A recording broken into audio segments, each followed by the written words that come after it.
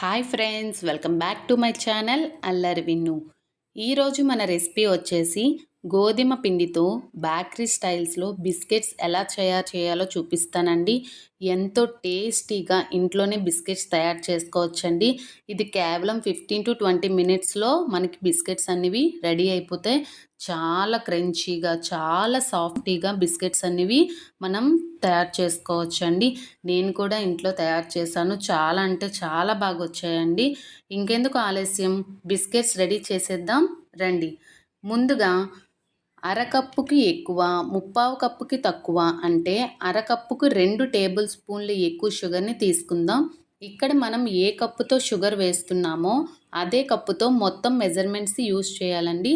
ఇందులో 2 లేదా 3 యాలకులు అయితే వేసుకుంటున్నానండి. ఈ యాలకులు 2 లేదా 3 వేసుకోవడం వల్ల మనకి ఫ్లేవర్ అనేది చాలా టేస్టీగా ఉంటుంది.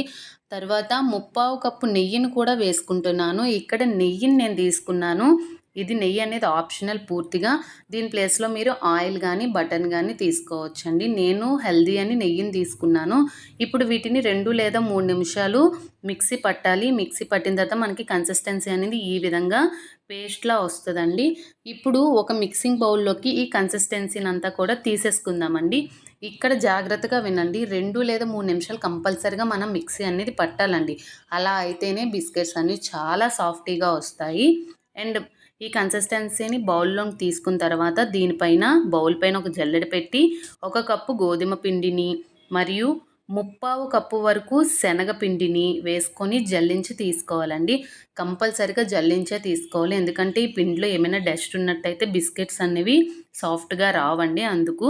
సో ఇందులో జల్లించిన తరువాత 2 టేబుల్ స్పూన్ల గోధుమ నూకనైతే వేసుకోవాలి. గోధుమ నూక అంటే ఉప్మా నూకండి. తరువాత కొద్దిగా ఉప్పు అనేది మాత్రం చిటికెడే వేసుకోవాలి.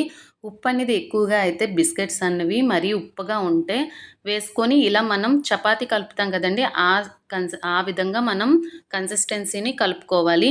మరీ గట్టిగా కలుపుకుంటే బిస్కెట్స్ అనేవి గట్టిగా వస్తాయి. అది మరీ స్మూత్గా కూడా కలుపుకోకూడదు. చూడండి, ఈ విధంగా కన్సిస్టెన్సీ అనేది ఈ విధంగా రావాలి. ఇలా విరిస్తే ఇలా రావాలండి కన్సిస్టెన్సీ అనేది. ఇలా వచ్చినట్టయితే మీకు బిస్కెట్స్కి పర్ఫెక్ట్గా కన్సిస్టెన్సీ అనేది కుదిరింది అని అర్థం అండి. ఇప్పుడు ఈ కన్సిస్టెన్సీని 10 to 15 మినిట్స్ వరకు మూత పెట్టేసి పక్కన పెట్టేసుకుందాం. ఎందుకు అంటే మనం ఇందులో నూక వేసాం కదండి. సో నూక అంతా కూడా వీటన్నిటికీ మిక్స్ అవ్వాలి, అంటే మల్ట్ అవ్వాలి. కాబట్టి 10 to 15 మినిట్స్ అయితే మాత్రం పక్కన పెట్టేసుకొని ఈలోపు స్టవ్ ఆన్ చేసి కడాయి పెట్టుకొని, నేనైతే కళాయి పెట్టుకున్నాను, మీ దగ్గర ఇంకేమైనా ఉంటే పెట్టుకోవచ్చు. నెక్స్ట్ ఇందులో స్టాండ్ అయితే పెట్టలేదండి, చిన్న బౌల్ లాంటిది ఉల్టాగా పెట్టాను. ఇది 10 to 15 మినిట్స్ వరకు మూత పెట్టి సిమ్ ఫ్లేమ్లో మాత్రమే మనం 10 to 15 మినిట్స్ వరకు హీట్ చేసుకోవాలి. ఇప్పుడు నేను బిస్కెట్స్లోకి డ్రై ఫ్రూట్స్ అనేవి తీసుకుంటున్నానండి.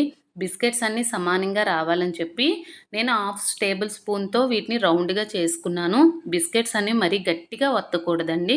ఇలా సాఫ్ట్గా ఒత్తి వాటిపైన నేను డ్రై ఫ్రూట్స్ అనేవి సర్వ్ చేసుకున్నాను. నాకు ఒక 20 బిస్కెట్స్ వరకు అయితే వచ్చాయి. మరి బిస్కెట్స్ అనేవి గట్టిగా ఒత్తి పెడితే మనకి బేక్ అయ్యే టైంకి బిస్కెట్స్ అనేవి విడిపోతాయండి, రౌండ్గా అయితే రావు. సో ఇలా విడిపోతాయి కాబట్టి మనం నెమ్మదిగా ఒత్తి పెట్టుకొని వాటిపైన నేను డ్రై ఫ్రూట్స్ వేసుకున్నాను. దీని ప్లేస్లో మీరు టిట్టి ఫ్రూటీ కూడా వేసుకోవచ్చు, లేదా ప్లెయిన్గా కూడా పెట్టేయచ్చు.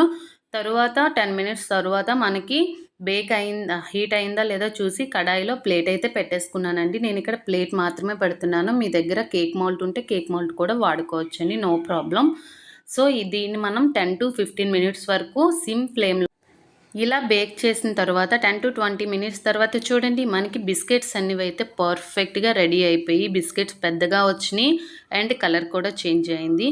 ఈ బిస్కెట్స్ని స్పూన్తో కానీ నైఫ్తో మాత్రమే తీయాలండి, లేదు అంటే మనకి బిస్కెట్స్ అన్ని వేడిగా ఉంటాయి కదా, అవి బ్రేక్ అయ్యే ఛాన్సెస్ అయితే ఉన్నాయి. చూడండి మన బిస్కెట్స్ అనేవి ఎంత బాగా వచ్చాయంటే ఇంకా చూస్తేనే నోరు ఊరిపోతుంది కదండి, ఇంకా తింటే నోట్లో కరిగిపోతుందండి. అంత సాఫ్టీగా అంత టేస్టీగా వస్తాయండి. మరి ఇంకెందుకు ఆలస్యం, నేను చేసిన ఈ రెసిపీని మీరు కూడా ట్రై చేసి ఎలా వచ్చిందో అనేది కింద కామెంట్ బాక్స్లో తెలపండి. మరియు ఈ బిస్కెట్ని మీరు స్టోర్ చేసుకొని పిల్లలకి బ్రేక్గా కూడా ఇది సర్వ్ చేసుకోవచ్చండి. మా పాపకైతే బిస్కెట్స్ చాలా చాలా నచ్చాయంటండి. సో నా వీడియో కనుక మీకు నచ్చినట్టయితే లైక్ చేయండి, షేర్ చేయండి, సబ్స్క్రైబ్ చేయడం మాత్రం మర్చిపోకండి friends. Thank you so much guys and bye friends.